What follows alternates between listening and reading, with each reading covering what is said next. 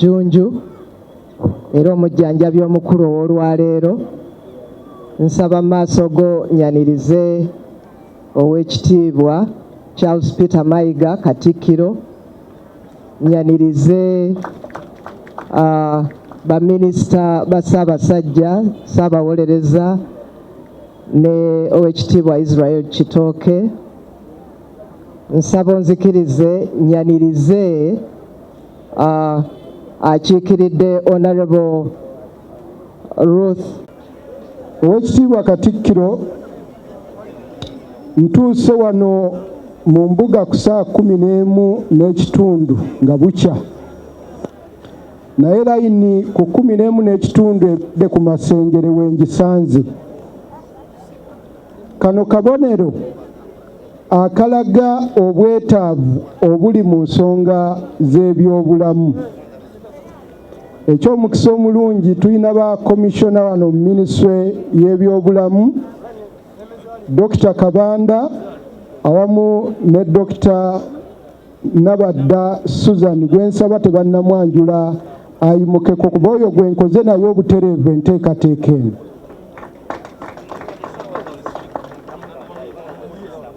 Obwetaavu bungi mu bantu ba Kabaka, ate nga mu ngeri yonna tetusobola kuleeta nkulaakulana mu Uganda ng'abantu si balamu.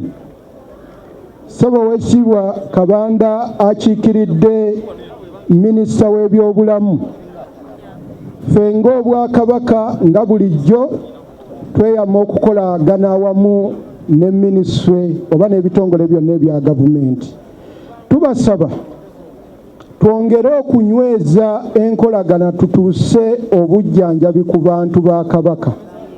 Nina omukisa nti Buganda eno ndi omu ku bantu abagyetoolodde ogimalayo olw'enteekateeka y'omusaayi, ng'ate ntuuka ku kyalo naye otuuka mu byalo eyo wansi n'otegeera obuzibu abantu ba Kabaka bwe balimu mu byobulamu.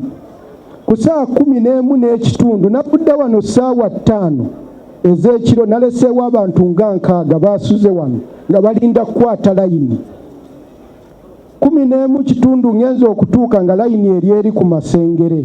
Ndowooza ako kabonero akalaga nti abakulembeze bonna mu kiti kye balimu omulimu tulina munene okubaako ne kye tukolera abantu ba Kabaka. Njagala nnyo okwebaza Oweekitiibwa Court Leader Nakati, minisita w'ebyobulamu, asaba mumukubireko nnyo mu ngalo. Tukolaganidde wamu okulaba ng'obuweereza buno butuuka ku bantu ba Kabaka.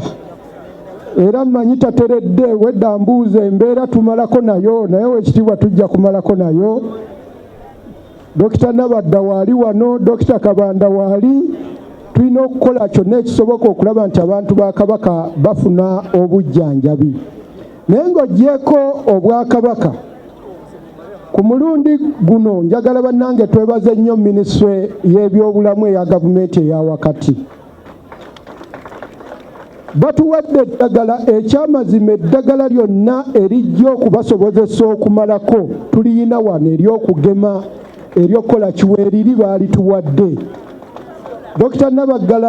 Nabadda nsaba okwebaza olw'ocoordinating ensonga eno obulungi bweti, naye ekirungi obwetaavu mubukoze eki mubulabye. Kati Bulanga afunze tetukyasobola na kukola lusiisira lwa byabulamu mu Bulange. Tusaana kubeera mu lubiri olw'embeera efaanana bweti. Ssebo Kaggo nsaba okukwebaza wamu n'olukiiko lwo. Dr. Fiona bakoze omulimu munene nnyo, banaye mwebale nnyo, mwebalire ddala okulaba nti abantu ba Kabaka mu Kyaddondo wano basobola okumanyisibwa obujjanjabi buno ate ne basobola okubeerawo. Tuddamu okweyama ffe nga Kabaka Foundation nga tuli ne minisita waffe w'ebyobulamu nti ffe beene yatuwa obuvunaanyizibwa kukola emirimu tujja kugikola, naye omukono omunene ye minisitule y'ebyobulamu. Ffe tuliredde okutambula nammwe tusobole okutaasa obulamu bw'abantu ba Kabaka. Ayi Katonda kuuma Ssaabasajja Kabaka. Oyinza okulwala omutwe nga guvudde ku musujja gwa nsiri. Oyinza okulwala omutwe nga tewanywedde mazzi gamala. Oyinza okulwala omutwe ng'ekibumba kiriko ekisyamu. Kati gwe walwadde mutwe n'ogenda mu famasi. Bassebo ne bannyabo,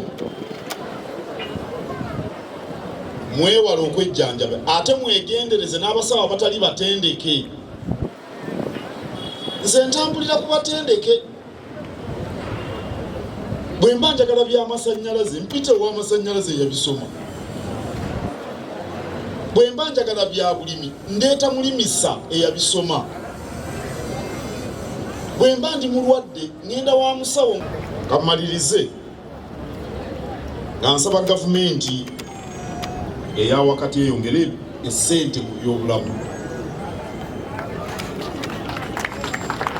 Singa bano bawulidde bandikikubidde nnyo engalo ate bazze bangi.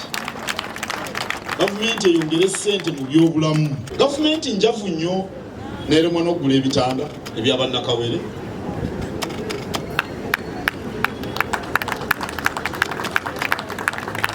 Eddagala libeerewo n'ebyuma ebikebera endwadde, n'ababba eddagala babanyole emikono okutuuka lwe ginaabaluma bawulire bubi.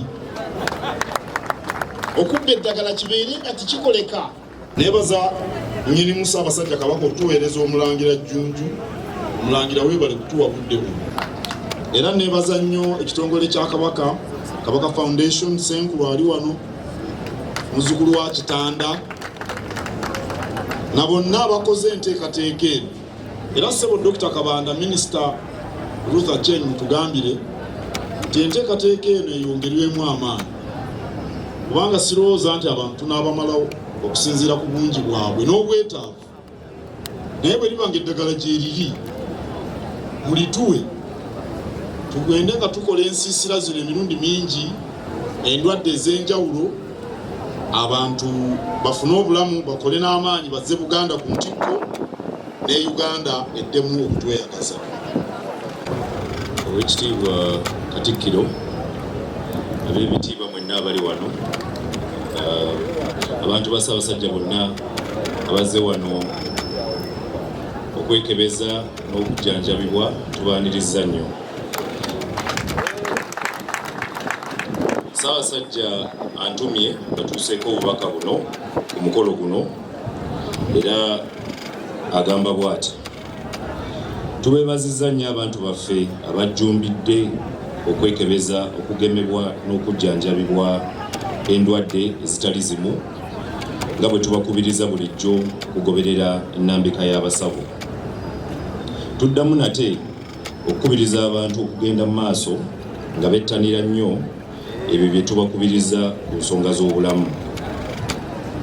Ku mulundi guno essira tulitadde nnyo ku bulwadde bwa kkookolo, kubanga kizuuliddwa mu nsangi zino nti abantu bangi bafa obulwadde buno olw'okubanga baba baluddewo okwekebeza n'okufuna obujjanjabi.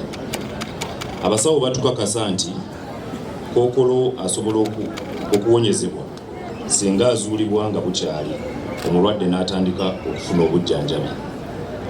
N'olwekyo Obwakabaka nga buyita mu kitongole kyaffe ekya Kabaka Foundation buvuddeyo okuwagira kaweefube ono nga bwetabye wamu ne Minisitule y'ebyobulamu mu gavumenti eya wakati n'ebitongole ebirala ebikwatibwako okukebera abantu endwadde eno wamu n'endwadde endala.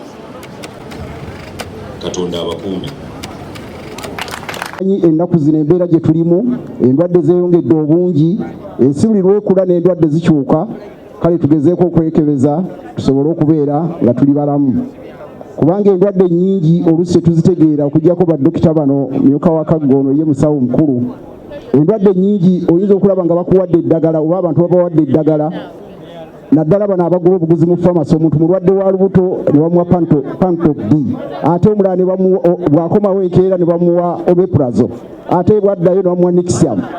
Kale omuntu ogula buguzi eddagala naye tumaze kwekebeza ku ddagala lyonna eryo ery'olubuto oba ogenda kuwonyezebwa liruwa.